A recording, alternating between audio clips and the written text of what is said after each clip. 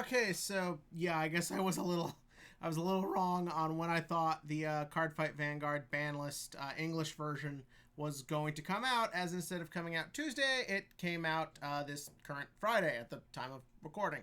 So yeah, we're going to talk about that now. And before anyone asks, yes, I am aware of the passing of Yu-Gi-Oh's creator Kazuki Takahashi, and I do have a video I'm working on. Just didn't get to finish it last night, and I'd rather get this one done now since the balance is right now. We'll get to that when I get it finished and ready. So yeah, for now, let us talk about the English version of the Cardfight Vanguard ban list. Some people felt that the formats, or at least a couple of them, were okay. Some felt that the last list wasn't great. Some people feel that most Vanguard lists don't do enough.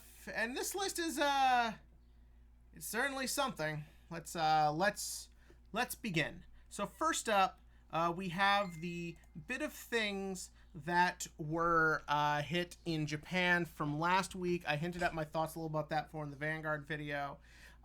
First up, restricted for Keter Sanctuary Darkstrain Dragon to 1. Why? Why? Why is... Okay, look, full disclosure, a lot of people have been trying to justify this hit to me, that it's ridiculous how Bastion is still as prevalent in the meta as it is, that Darkstrain makes the columns just too big to deal with, that it's easy to set up, blah, blah, blah. I get that, and yeah, Darkstrain is a very good card, but to me, it's not the problem with Bastion.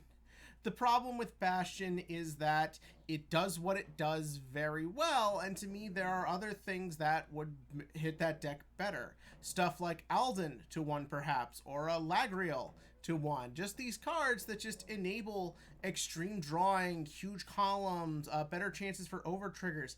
That's what makes Bastion really strong. Darkstrain is just kind of your finisher, and not a lot of people even play him at 4 anyways. I usually play him at 2 because he's useless for most of the fight. And a lot of people actually do just play him at 1 and experiment with the Order or the Angel who gives power when standing. Or just anything but 4 Darkstrain. Again, a lot of builds I know do play 4 Darkstrain, but come on! If you really wanted to get people to stop playing Bastion, there was way better things than this. Obviously for the other decks, Hexorb stopped using Bastion stuff a long time ago. Some people experiment with PBO, but again, just not really worth it. And I don't really know a lot about how Thegria plays, and MLB doesn't use it because MLB barely functions. Maybe it's because that new thing coming out seems to do some interesting boost interactions, but I still just don't think this was a worthwhile hit. Then, however, we do have the thing that I think we could all agree with, and that is the choice restriction for Stoicheia. And so basically now you can either play Sylvanhorn, Beast, Emperor, Magnolia, Elder, or Blue, Artillery, Dragon, Inlet, Pulse, Dragon. So full disclosure, we don't have a lot of Magnolia players at my local. The tier 1 deck that takes over the most by me is Gravidia Worlds, which I'll talk about in a fucking second. But yeah, this thing's pretty fucking disgusting and degenerate. It made Magnolia way too powerful, one of the most dominant decks at Springfests, and yeah, this just had to happen. You had to do something to hit that deck, and that's it. Now, some people are annoyed because they feel that this completely ruins Magnolia and takes it out of a tier 1 slot. Probably. But of course, naturally, what's nice about a choice restriction is you can use it in other things. So this allows people to experiment it more within Flagbert, and I think it's just Flagbert that abuses this card also. But you get my point. This was a hit that needed to happen. And so that's it for standards. And on the one hand, I think standard is a pretty balanced format. That being said, motherfucker, I hate Gravidia World. I hate it so much. It's so stupid. That is the tier 1 deck that dominates my locals.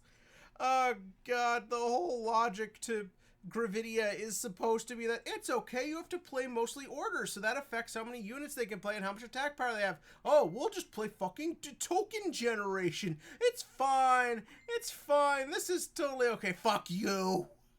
This is the problem when you make it that everything's part of a nation. It means that once someone figures out how to abuse degenerate shit in other deck play styles, they will fucking do it. And Gravidia Worlds is just that. Just a fucking deck I can't fucking stand that I wish it needed the help. Now, if you all tell me that it's not super prevalent in your area, not a problem, I will not disagree with you. It's probably just the New York area, but God, I just hate this deck so much. Anyways, moving on. So, if I'm correct, that was it for Japan. We actually did some spice and meatballs around here. Or was there other stuff in Japan? I don't give a shit. So, finally, Prism's domination in V has been hit. Prism Image Rosa is banned. Fuck you. You can't play it. Stop playing Prism, you horny motherfuckers. I don't like Prism. I don't like Bermuda. I've been very honest with it. The more Bermuda hits, the better. But yeah, this had to happen. This was what the deck turned to abusing after the last hits, so it had to go. Then we move on to the other English stuff. We got some premium hits, which again, they didn't do in Japan, which is interesting to me. But yeah, so choice restriction for Pale Moon, you have Masquerade Master Harry, or you can play Nightmare Doll Alice. WCC said it best, just play Alice. Just play Alice. Harry, like, there's not a ton of Pale Moon players at my locals, but from my interaction, to my understanding, what you're using Harry for just kind of doesn't matter. This is also their way of dealing with Link Joker, so you make that deck even more stupid and fucking annoying to deal with. So that I don't like that they did. And I mean, just like for what Pale Moon is doing, like Alice, you'll just always play Alice. It's a very odd restriction and continues the history of Bushi restrictions not overly doing anything, just kind of feeling like they're there to be there. And then finally, this one maybe makes me the happiest. And that is Fabricated Dragon of Ruination is restricted to 1 in premium for Mega Colony. Good, fuck this deck. I genuinely can't stand Gridora Book or Mega Colony Book or whatever you want to call it. I can't stand it. It's so fucking stupid and degenerate. And I hate decks that just literally are based around restricting playstyle in a game that does not have the ability to side deck or to be able to fix things in bad matchups. There is nothing you can do if you're in a Gridora matchup. Yeah, you have a couple little strategies here and there, but nothing that can really save you. Nothing that can really put the match in your favor. You are probably fucked. So hitting this and like hitting that deck, good. Was it the best premium deck ever? Probably not. Did I fucking hate it? Yeah. So anyways, just last ending thoughts before we wrap up here. Not a lot to talk about. A lot of people wanted Gurguit to get hit because that obviously got huge again the minute it could play one Percival. It just happened. I don't think they would go back on the decision so quickly. And also a lot of card games use the logic of if it's a Saki one-up, it's whatever. And as for premium, I would have liked a Chaos Breaker hit. I hate premium Chaos Breaker for all the reasons I just said.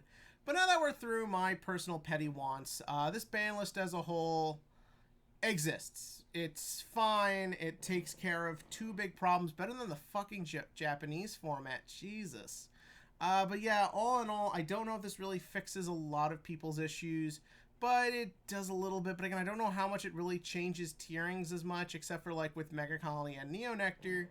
And I feel like the problem right now is the formats do feel a little bit stale, as there isn't a lot of change or mobility going on, and seeing just how consistent so many decks were performing at the Spring Fests over the span of literally 3 months, I think says a lot about that. But all in all, I'm happy for the changes it does make, and I'd like to know, are you happy? In the comments section below, give me your thoughts on this ban list. What do you think it missed? Did you think these are good hits? Do you think they were too much for some decks? Let me know about that below. And as always, click to like, click to subscribe, and join me for more Vanguard stuff going forward.